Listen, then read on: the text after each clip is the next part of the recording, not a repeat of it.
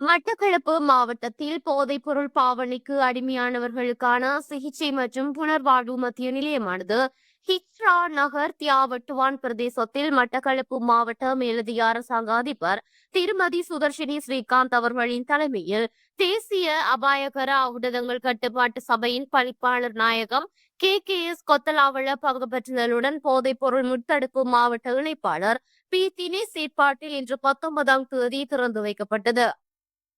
அதிமேதகு ஜனாதிபதி அனுரகுமார திசாநாயக்க அவர்களினால் நாடளாவிய ரீதியில் போதைப் பொருளுக்கு எதிரான முழு நாடுமே ஒன்றாக தேசிய செயற்றிட்டம் நடைமுறைப்படுத்தப்பட்டு வரும் நிலையில் போதைப் பொருள் பாவனையினால் பாதிப்புக்குள்ளாகிய நபர்களுக்கான சிகிச்சை மற்றும் புனர்வாழ்வு வழங்குவதற்கான நிலையம் திறந்து வைக்கப்பட்டது.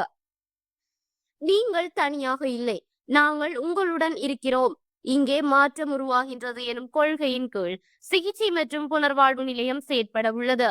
போதைப் பொருளற்ற சமூகத்தை உருவாக்குவதன் மூலம் சிறந்த பிரஜைகளை உருவாக்க முடியும் என இதன் போது அதிதிகள் கருத்து தெரிவித்தனர். இலங்கையில் முதல் முறையாக தமிழ் மொழி மூலமான போதைப் பொருள் பாவனைக்கு அடிமையானவர்களுக்கான சிகிச்சை மற்றும் புனர்வாழ்வு மத்திய நிலையமாக சேவை வழங்கப்பட உள்ளதுடன் கடந்த வருடம் நாடளாவிய ரீதியில் போதைப் பொருள் தொடர்பாக சுமார் 2,90,000 நபர்களுக்கு எதிராக சட்ட நடவடிக்கை மேற்கொள்ளப்பட்டிருந்தமை குறிப்பிடத்தக்கதாகும்.